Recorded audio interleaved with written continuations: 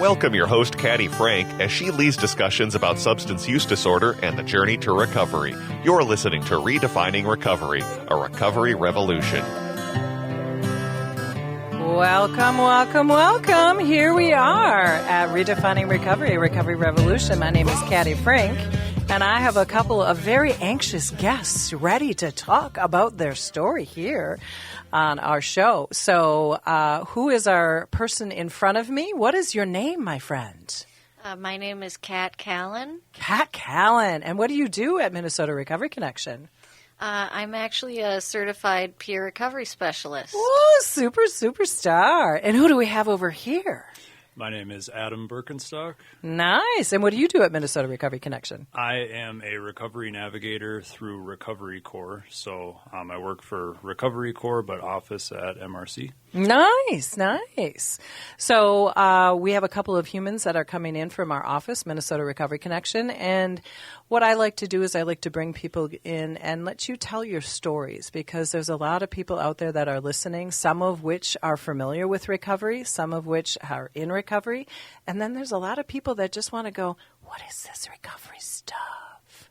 So we'd like to start off the show with asking, Kat, what is right with you today?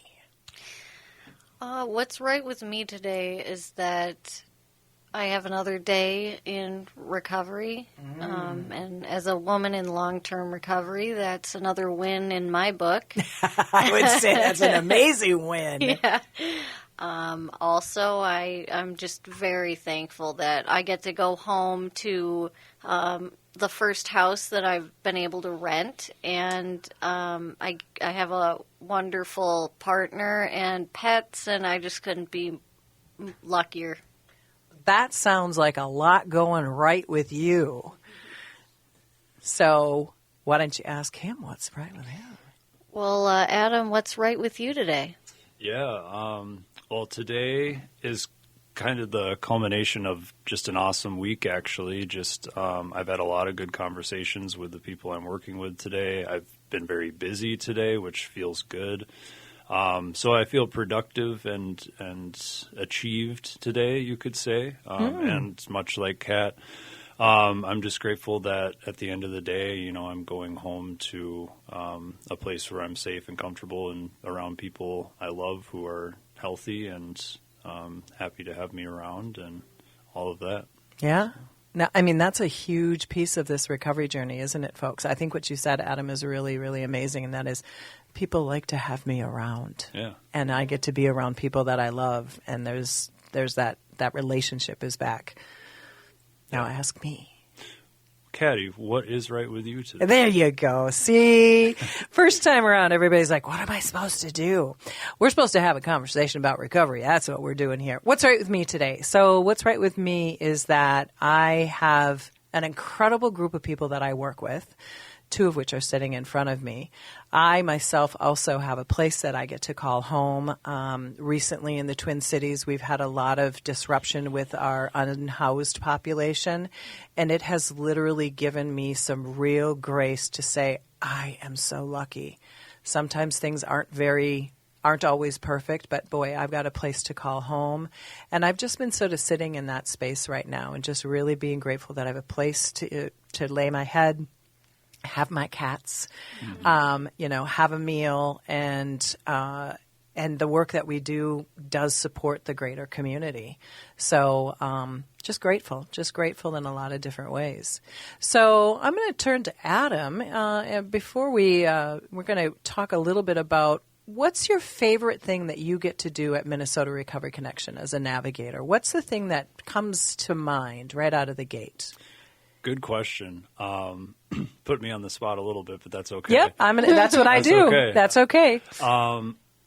It really is. It's hard to put into words, but I think that initial connection with somebody and kind of collectively feeling that sense of relief that someone has when they start working with you, particularly if they haven't worked with someone in peer recovery before. And you can kind of feel the energy of how it's new to them but refreshing to them, and you're able to help that person feel safe and comfortable and unjudged, which is just something people who we work with have had before, but a lot of people haven't. Right. And so just to kind of feel that energy change when you first start working with someone, and it might not happen right away, but it usually does happen relatively early in the relationship.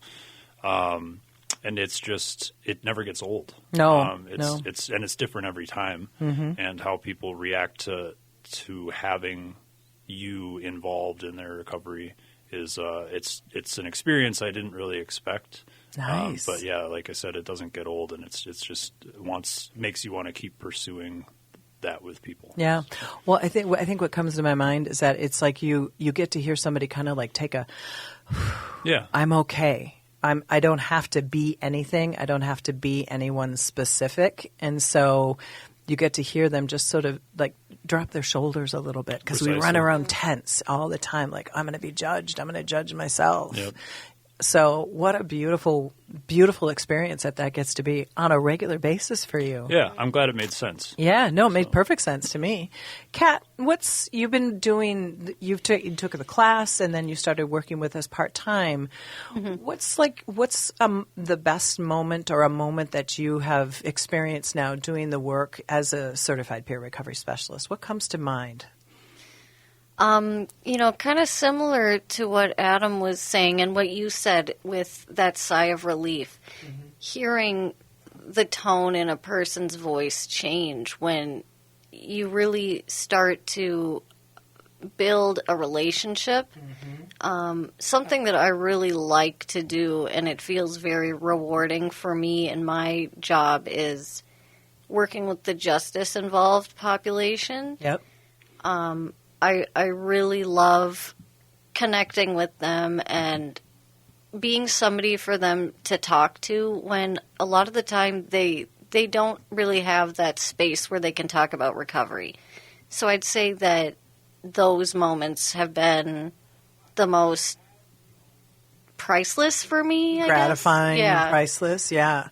Yeah, having trained individuals in the Department of Corrections, when they get to have a different kind of conversation with us. We were just, Alicia and I were just at St. Cloud doing a lesson with the 20 gentlemen that took our class at the Department of Corrections. And you see, like what I said to you, Adam, which is you kind of get to see them relax a little bit because it's not the norm. Yeah. And then you get to see them like begin to open up, but it takes a while, particularly with the justice-involved folks. Right. It takes a little while for them to say, "Are you trustworthy? Can I actually talk to you?" And I think that's the greatest gift. Yesterday I was talking to someone, and they had a lot on their mind and had a lot of concerns. And when I got to just say, it's okay, we can just talk about this. We can like look at some resources. This individual just kind of did that deep breath. And I'm like, oh, that's the magic of our work, because we understand what it's like to be heightened, right? Yeah. Right. You're kind of anxious. You're like, is somebody going to tell me what to do? What the heck? Is somebody going to judge me, or am I in a safe place? Right. And I think what I'm hearing from you is that, and that's why you work with us, Yeah. you're safe people, right? Okay? I'd like to think so, yeah. Yeah. See, I've heard both of you at work, and I know you're both great, because I get to hear Adam on a regular basis, and I don't hear your conversation through the wall, but I hear that you're talking with someone. And what I can tell you both is that you care so much about the people that we serve. And we have the ability in just having a conversation. Sometimes it's the conversation that can change the whole idea around someone. Definitely. Just give them a space. Right. And be heard. It's really important. Yeah, being heard. So when we come back from our break, I'm going to ask these two fine individuals to give us a little synopsis of their recovery, their substance use disorder, where they've landed now, what does it look like. what we want to do is we want to help people who are those who have been in substance use and those who have got people who are in substance use and people who don't know a darn tootin' thing about us. What does it look like? And what does it look like in recovery? So thank you for listening to Redefining Recovery, a recovery revolution. We'll be back in a flash.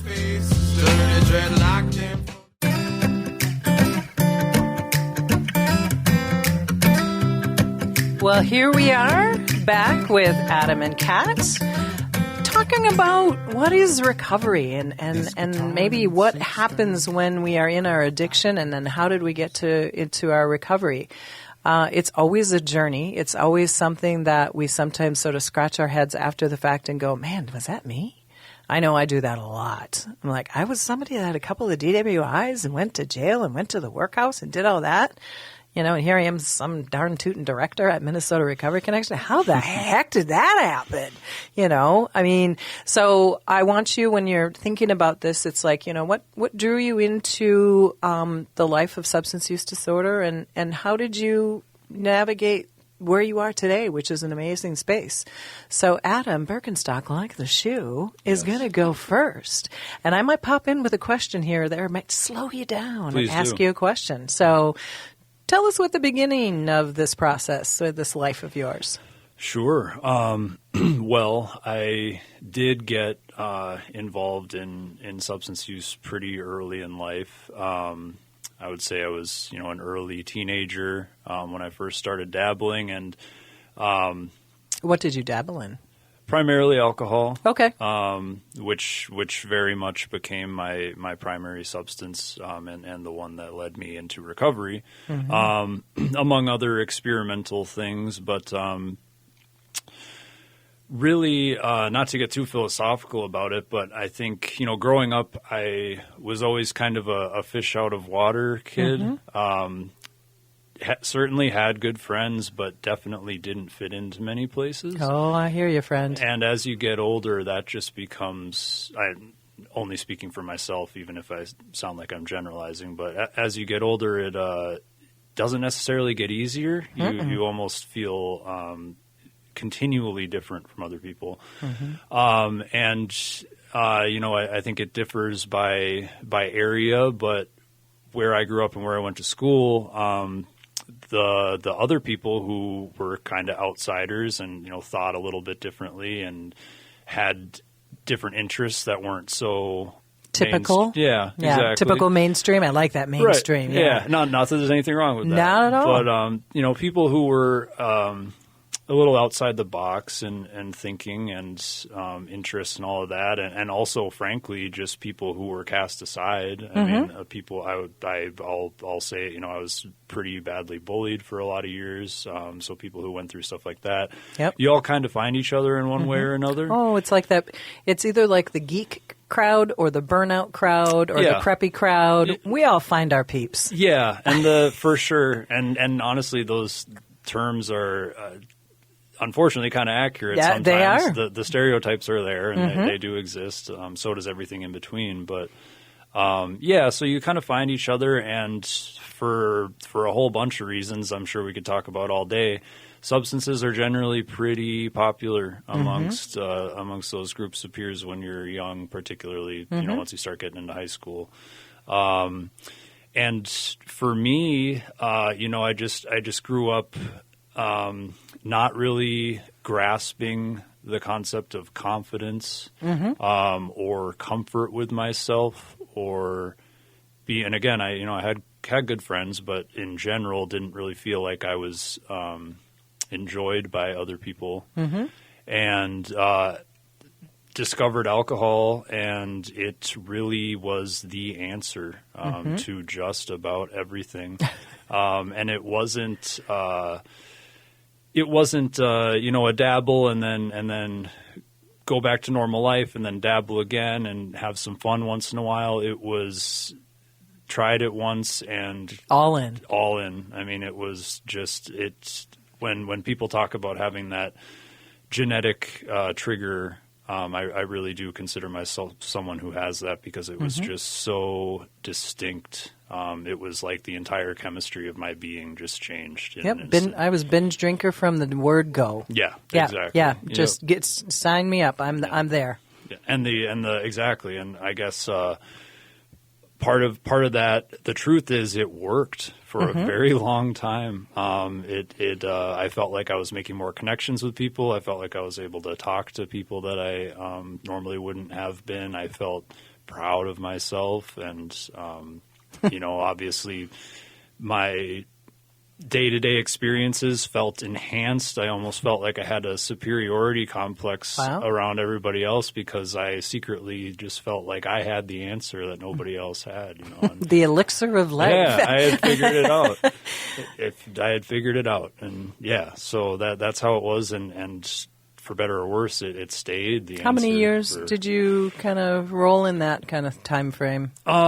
So probably if we're talking years of drinking. Yeah, I mean before I really started getting into sobriety, probably 12. 12? Probably Okay. 12 good straight chunk years. Good chunk of years when you're feeling on top of the world. Yeah, exactly. And then feeling like at night sometimes or in the next morning, right? Right. Oh, yeah. Exactly. So over a decade. Okay. Okay. For sure. And it just it kept working, and then as I got into adulthood, it kept working some more, though I was starting to experience some of the downsides. I got my first and thankfully only DUI at 19.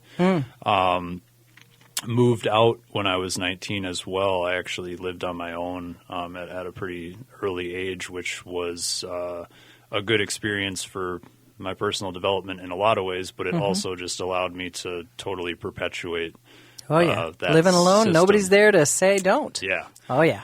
Right. So that definitely that was kind of the turning point of really just nothing holding me back from doing that. And what feels crazy now in hindsight, but at the time was just normal, is I went to college, I worked a lot, had good jobs, held good jobs, and just stayed functional and didn't even recognize how much organized chaos it was. Oh, my gosh. I had no idea your exact story, Adam, but we are like two peas in a pod, just a few years apart from one another. Right. Absolutely. Maintained like all get out, but it was still madness that was actually going on. Yeah. Yeah, go ahead. Sorry. Oh, no, not at all. Just crazy when I hear people's stories, and I'm like, geez, I'm not alone at all. I appreciate it. It. Yeah, it's I guess that's kind of how it went. And I mean, don't get me wrong, I still had what I think were all kinds of fulfilling experiences, and it's not like I was doing nothing with myself, but there was this constant presence of alcohol in my life, and it just became a standard for how do you live your life? Exactly. Just everyday function. And so it was this weird combination of, constantly using it to be comfortable, but at the same time, that's around the age when your peers start to kind of get into socially acceptable adult partying, if you will. So that just allowed it to go on for longer because it's we're 20, 21, 22. We're starting to go to the bars and concerts and all those things, and it's normal. And so now some of that behavior that seemed a little off to people when I was 16, 17, 18, now it's okay.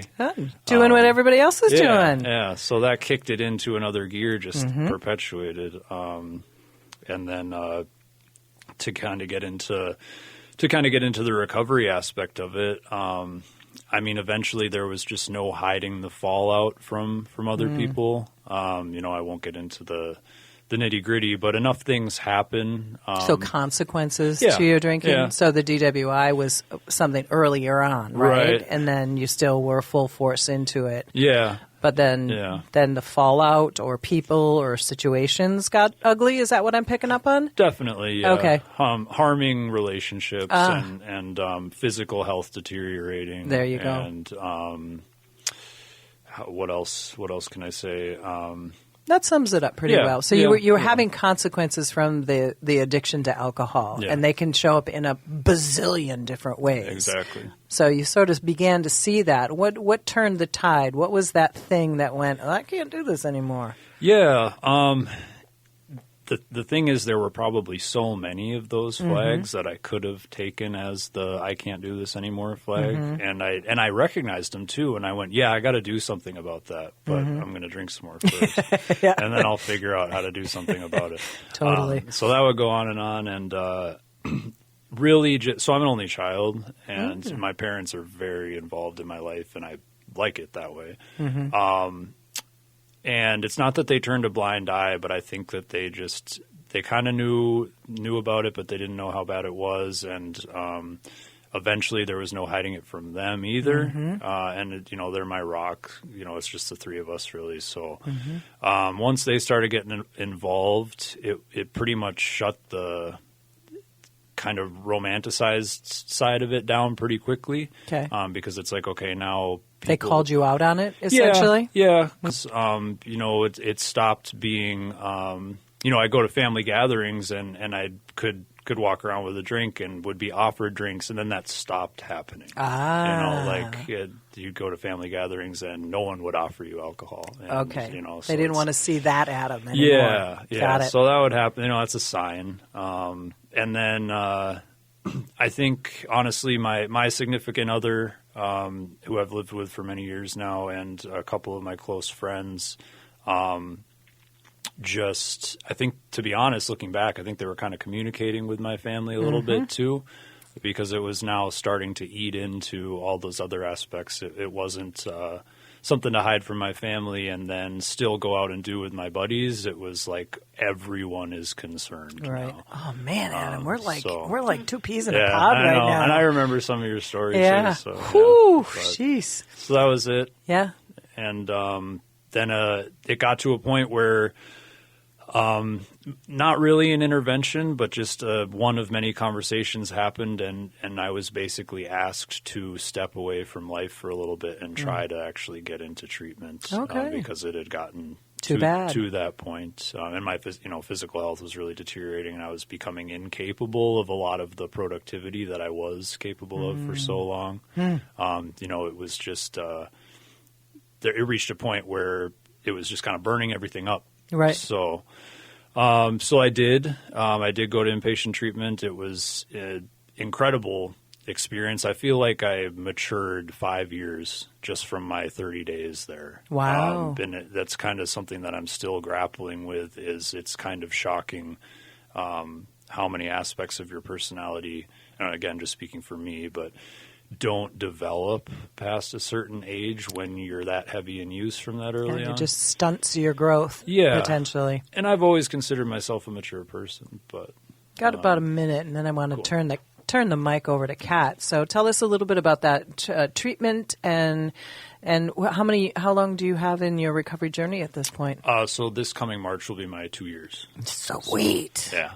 Congratulations. Thank you. I appreciate it. So to wrap up, I mean that went forward. Unfortunately, that wasn't a one and done. Okay. I had quite a few slips past that. A couple more different types of treatments, and started enlisting other assets like therapy and Nice. And just kind of trying to surround myself with that mental health aid that I had been lacking for so many years. Okay, so the mental health was also part of the journey for you to put into play. Very much so. And it hadn't gone addressed. And once I started working on that was kind of the path to no going back. It's okay, I'm on the self-improvement path now. And there's nothing for me if I go back. So Wow. Yeah. Beautiful. Thank you. Yeah, thank you. We'll continue on this. I want to give Kat an opportunity to talk a little bit about her story. So that's really, gosh golly jeepers, we got so much in common. Just amazing. So Kat, tell us a little bit about how did you landed here in recovery, but what brought you to this space? Well, I've always lived with mental health issues Okay. from a young age. I always was an very innocent child. I never wanted to grow up, and that mixed with my experience with my mental health, it didn't fly with my peers, so I really had, I had some issues with making friends and keeping friends, and I think that really shook me. And that kind of led to eventually breaking down a little bit and wanting to be with other people that had similar experiences but weren't receiving treatment for that or not receiving education about what they were experiencing. So it led me to begin experimenting.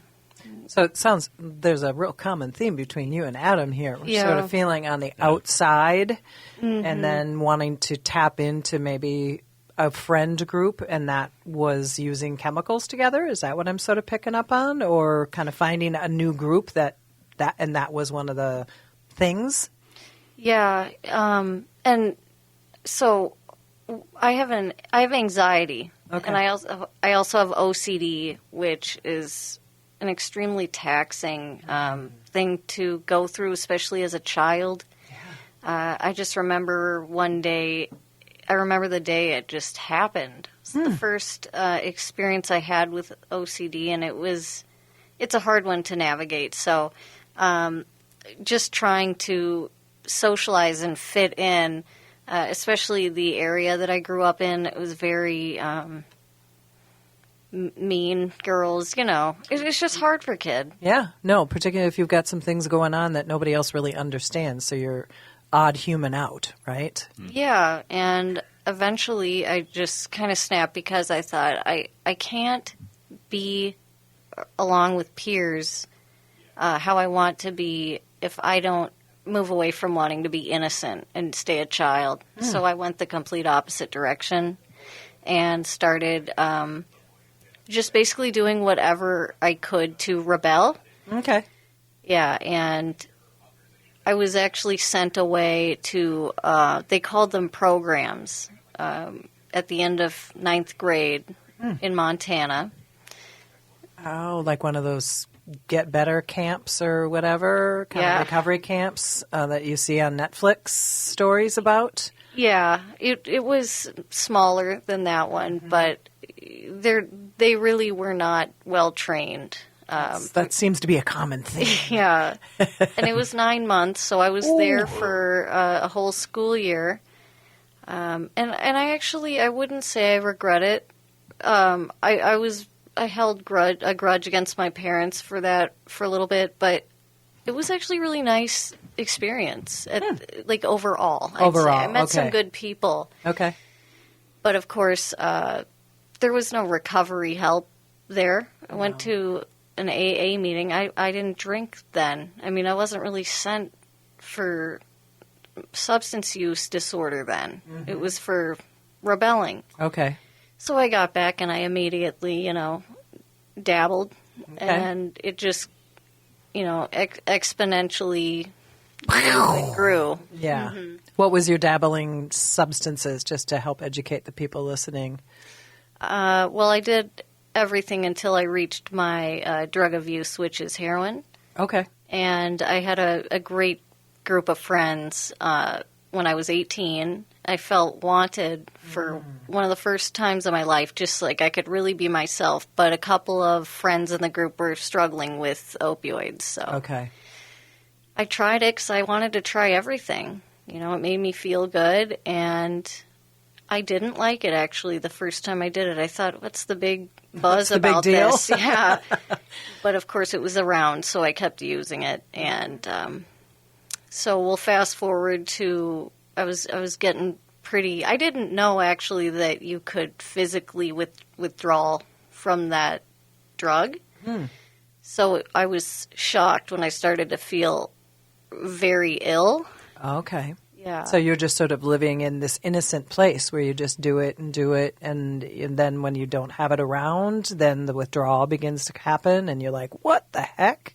Is that kind of it? Yeah, and I found out that, I really did have an issue with wanting things and not being able to stop, especially with something that intense. I mean, it's a very addicting Very addictive. drug. Yeah, So, it's an opiate. Yeah. yeah. But I got arrested Okay. when I was 20, and I was on probation for about 2 years. And that stopped the heroin use, but I was drinking the whole time. I was not ready to stop or accept that I really had an issue. Oh, that acceptance thing. That's a beast. Yeah. I thought, well, it's just the heroin. I can drink. That's just the problem. You Yeah. know? But I just fell in deeper and deeper into depression. I did get off of the probation successfully, and I did get my record expunged. I don't know how I did that, but I did. So I'm thankful for that. But then I had reuse, also known as a relapse, and then it just was worse than it ever had been before. I knew what I was getting into, and I really started to lose myself. Yeah. It was about a 3-year run that time. Okay. And I was using with my partner at the time, and we were just both very toxic for each other. And the moment I'd say that I really started to lose myself was when I'm a big animal person. Okay. That's always been a healing point for me in my life. And I started to, I hate to share this, but I started to kind of neglect the responsibilities as a pet parent. And that's the only thing I cried about when I went to treatment. I mean, like, I feel very, I have my regrets and things with how I treated my parents. I love my parents so much. I can relate to you, Adam, when you said that your parents are your rock, and that was kind of a turning point for me, too, because I knew that, I mean, they were done at the end there, and I decided to go to treatment because that was the last effort they were willing to put in. Yep. So, yeah. Fast forward, I did go to treatment at Plymouth, Hazelden. Okay. I lasted a day and a half. Hey, you did the short plan is what you were kind of working on, right? Yep. And then it was a couple more months, and that's when my parents gave me that final chance. Okay. Center City, Hazelden, that was amazing. I have fond memories of it. It was so helpful, and I would recommend that place to anyone that has the capability of going there. I did experience a couple reuses after that. In like a 2-month period, I was back out and using. Yep. And then I don't know what happened, but one day I woke up and I said, I just can't do this anymore. Oh, such a common theme. It's like you have that reuse or you have that moment, and you're just like, it's like the clarity comes in, right? Well, it was just crazy because, I knew that I couldn't go back to treatment. I knew I would lose my parents, and I knew that it was just going to get worse and worse if I didn't stop. So I actually went to meetings. Nice. Yeah, that was my saving grace, and ever since May 17th of 2019, I have been in recovery. So I'm very thankful for everybody that stuck with me and believed in me, and I'm thankful for where I am at today with this job. I love my job, and I love the people around me, and my pets. They did make it through. Yay! Okay, I'm going to add that. No, that's great. Yeah. They're very resilient, even on a bad period of time. Wow. So it feels like when you, both of you had your recovery moment, you went to treatment, various places. I love the short stint and then the long stint. I hear that so often where it's like, I can't do this. But you picked up tips and tricks and tools along the way. And so ultimately that day that came, you're like, oh, I can pull a tip from this and a trick from that and a tool from that. And then you just realize I could go to these meetings and that'll help me, right? That's what you did, Kat. Yep. Yep. And Adam, you're like, I'm going to get better because my body's going to give out Yeah, and I that's can't true. do this anymore. That was a big part of it. Yeah, yeah.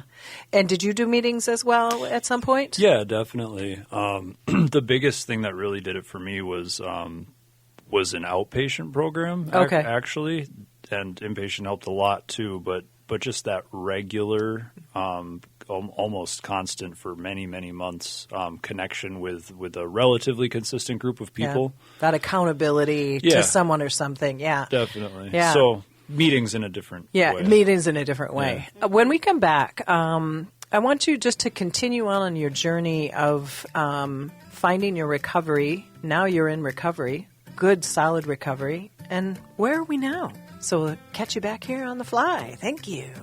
This guitar needs 6 strings, 'cause without it there's no song.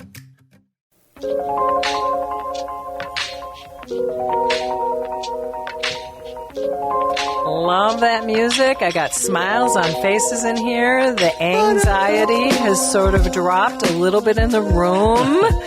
These lovely humans are telling us some stories about who they are and where they've come to. And what I want to compliment you both on is when we talk about our stories, and both of you had some anxiousness about doing this, when you talk about it, I see these beautiful faces kind of, even though they're anxious, relaxing a little bit. And when you talk about your stories, it's like, I want you to know the vulnerability that you both showed, particularly about the mental health issues that you both struggle with, myself included, as well as you talking, Kat, a little bit about how this disease of addiction, it affects our humanness, but a lot of people and things around us. And you talked about your animals that got kind of the short end of the stick for a little while. Mm-hmm. And both of you sound like you have really strong families that are behind you. And they're like, folks, what are you doing?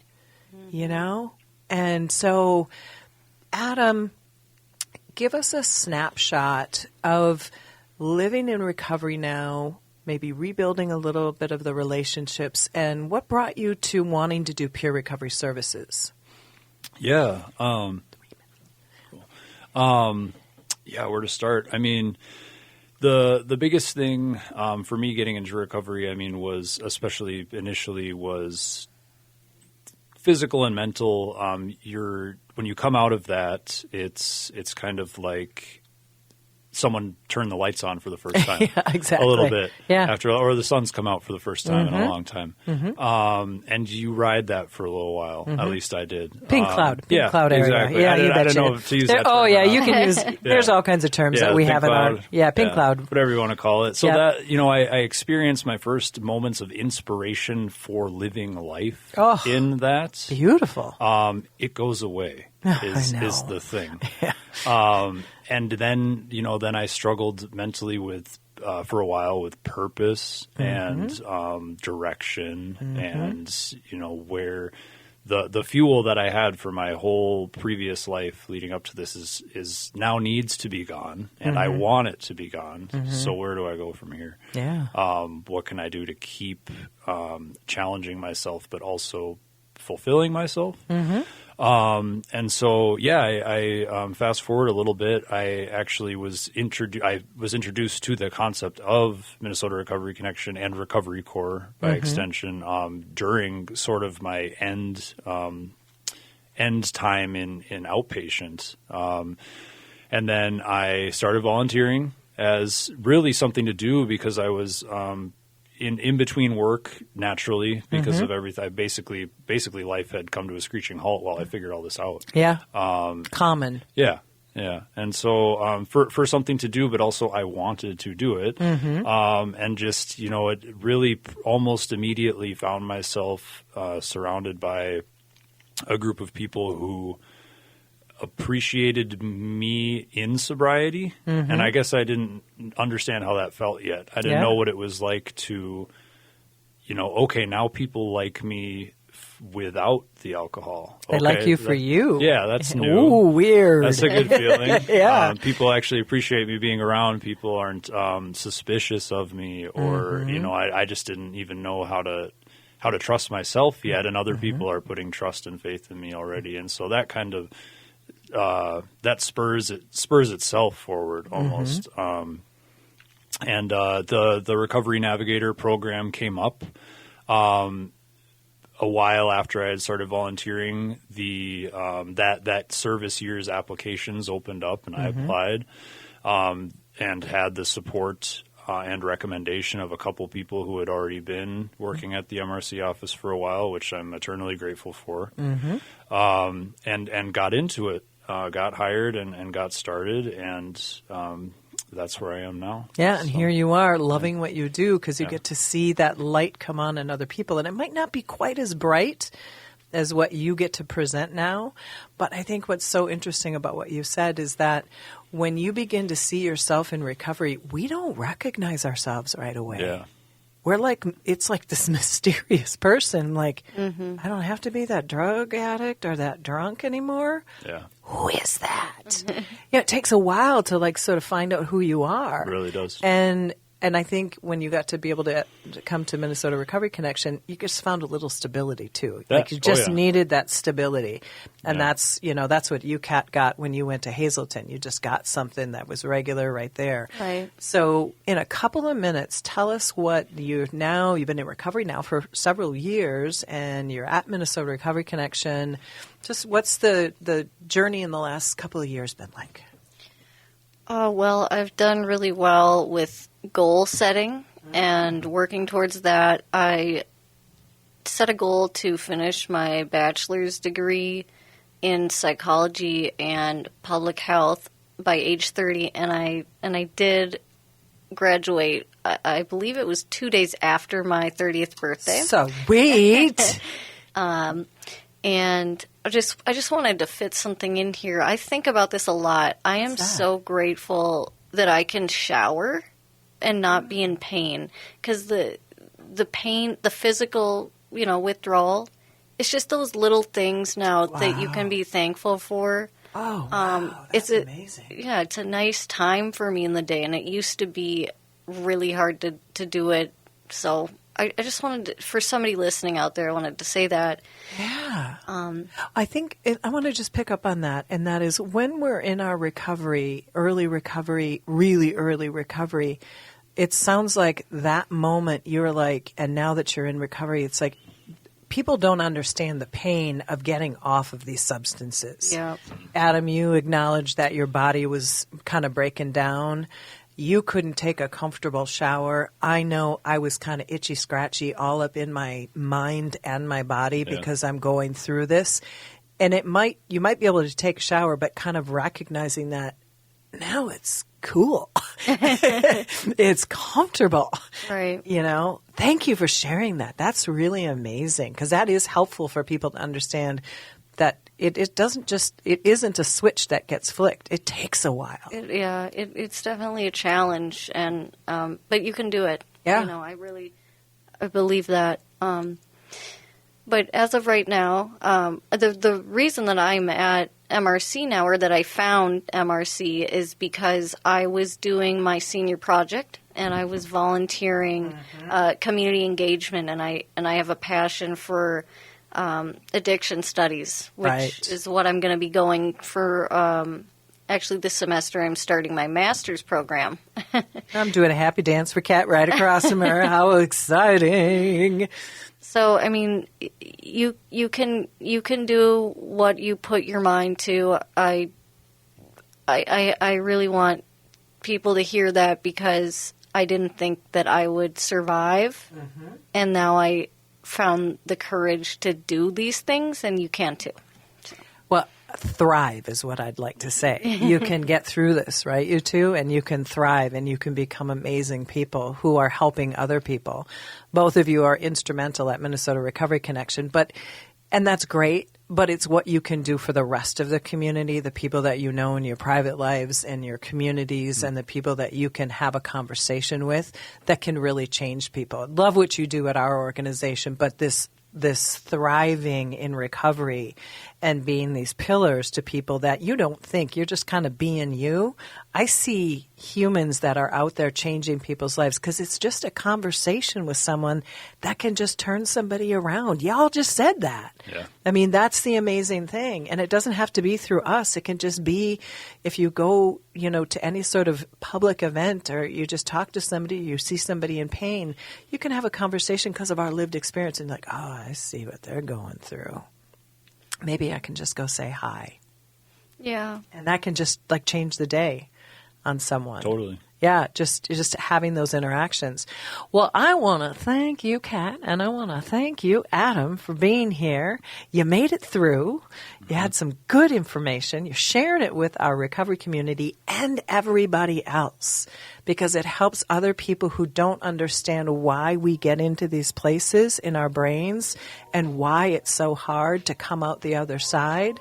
But Kat can take a shower now and enjoy it. And Adam is out there just listening to people and caring about them. So say goodbye to the people. Bye, Bye, everybody. people. Thanks for having us. Thank you. Thank you for listening to Redefining Recovery, Recovery Revolution. We'll catch you next time. Be well. Thank you.